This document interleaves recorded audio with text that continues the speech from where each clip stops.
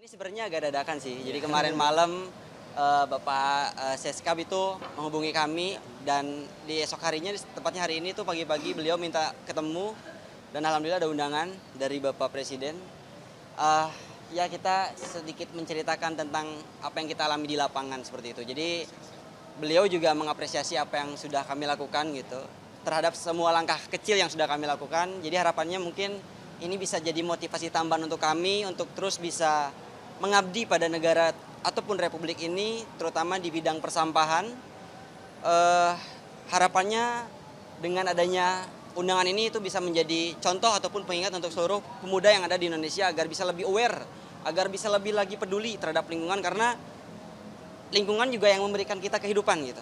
Jadi kita setelah ini ingin mencoba untuk memanfaatkan energical yang masih dipunyai oleh para pemuda Indonesia untuk lebih semangat lagi, untuk bisa lebih mencintai lingkungan lagi dan mengajak mengajak eh, teman-teman sebayanya untuk kompak dalam mengatasi masalah sampah. Kira-kira demikian. Apa? Permintaan khusus dari Bapak Presiden terus berjalan, komitmen itu yang nomor satu tentunya. Beliau juga menyampaikan bahwasanya agar kita tidak lelah dengan apapun yang terjadi di depan nantinya seperti itu.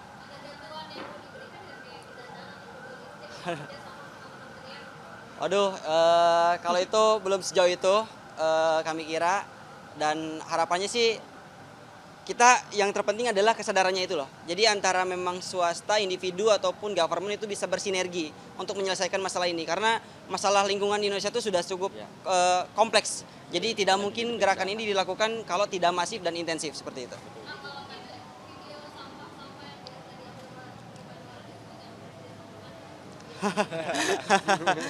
Ada yang expect, ada yang nggak expect gitu. Karena beliau juga tadi sempat cerita tentang masa mudanya, bahwa beliau juga sering berlatih di Sungai Ciliwung ya tadi kalau nggak salah, bahwa pada saat masa muda beliau sungainya masih pada bersih-bersih, sedangkan pada saat kita muda saat ini itu sungai udah hitam, berubah. Polusi sampah, polusi dari area komersil, industri dan lain sebagainya itu. Oh ya, oh ya, itu salah satu diantaranya mungkin. Dan karena pada saat memang terjadi, saat ini kan sedang memang marak terjadi bencana banjir. Dan indikator utama banjir itu bukan hanya soal sampah, tapi ada alih fungsi saluran air.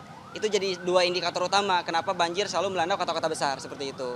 Jadi memang untuk menyelesaikan masalah ini butuh keseriusan dan sustainability. Jadi nggak bisa kita menyelesaikan hanya karena banjir gitu. Tidak banjir pun kita harus cegah itu sebetulnya. Seperti itu.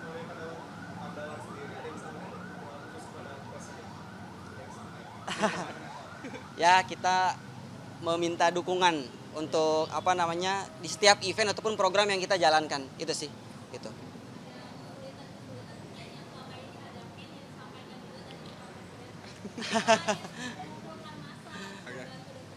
Ya sudah ada beberapa poin yang kita sampaikan, kesulitan-kesulitan ataupun masalah-masalah yang selama ini kita alami di lapangan kita coba sampaikan kepada beliau dan alhamdulillah hasilnya positif. Dan mungkin nanti ada beberapa hal yang bisa jadi lebih membantu kita pada saat di lapangan. Mungkin kita tidak bisa sebutkan.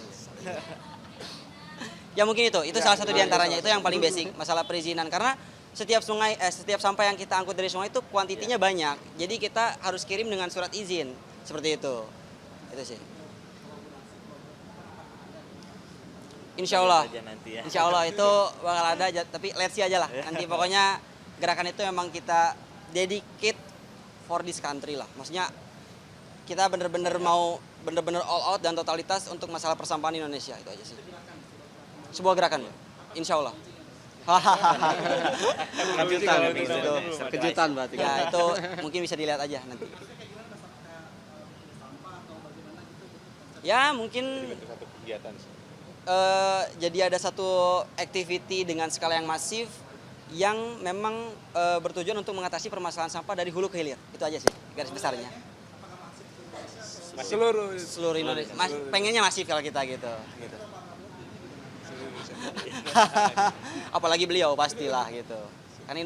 Karena ini sudah menjadi isu nasional. Itu sih. Kira-kira.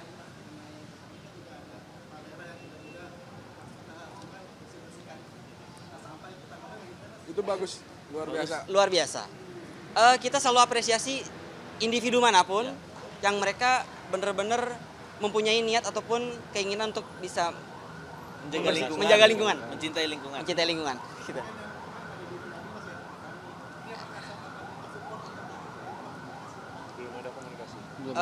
So far kita belum ada komunikasi, tapi mungkin harapannya ke depan bisa ada sinergi lah. Karena ya kita juga tidak bisa berjalan sendiri gitu. Ini harus ada kerjasama lah yang signifikan. Mas, ada nggak sih program-program pemerintah yang mungkin kontraproduktif mencegah terjadinya banjir atau sampah yang lebih banyak yang mungkin harus diatasi gitu menurut Mandawara? Ada nggak mungkin pembangunan apa atau mungkin plastik harus lebih banyak dilarang gitu Ya sebenarnya gini sih Mas, sumber utama dari permasalahan banjir adalah sampah menumpuk itu. Kenapa sampah bisa menumpuk? Ya karena itu tadi masih banyak masyarakat Indonesia yang tidak disiplin. Mereka tidak bisa membedakan tong sampah sungai, pantai dan laut seperti itu. Itu adalah solusi yang akan kita ambil adalah bagaimana caranya kita bisa mengedukasi mereka untuk bisa pilih-pilih sampah dari rumah. Karena sejujurnya kalau misalkan sampahnya sudah terpilih dari rumah itu benar-benar tidak akan jadi permasalahan. Sampah tuntas seperti itu. Dan minimal kalau misalkan belum bisa mengurangi pengonsumsian sampah plastik, bijak dalam setelah pengonsumsian itu sih. Karena kalau untuk mengurangi pengonsumsian sampah plastik dalam waktu yang dekat, kita rasa itu mustahil. Kita realistis saja, plastik juga udah menjadi bahan utama lah dari berbagai macam komponen yang dibutuhkan oleh umat manusia pada saat ini gitu. Jadi untuk mengurangi plastik itu butuh waktu sebetulnya Mas, seperti itu. Itu sih. Semoga menjawab. Oke. Oke. Kebetulan aku dari tadi emang diamanahkan oleh teman-teman untuk berbicara gitu. Aku sendiri Gilang. Nama saya Agung. Aku Rafli. Aku sendiri Rifki. Aku Isan. Seperti itu. Sekian. Mungkin cukup. Terima kasih. Masih kakak-kakak.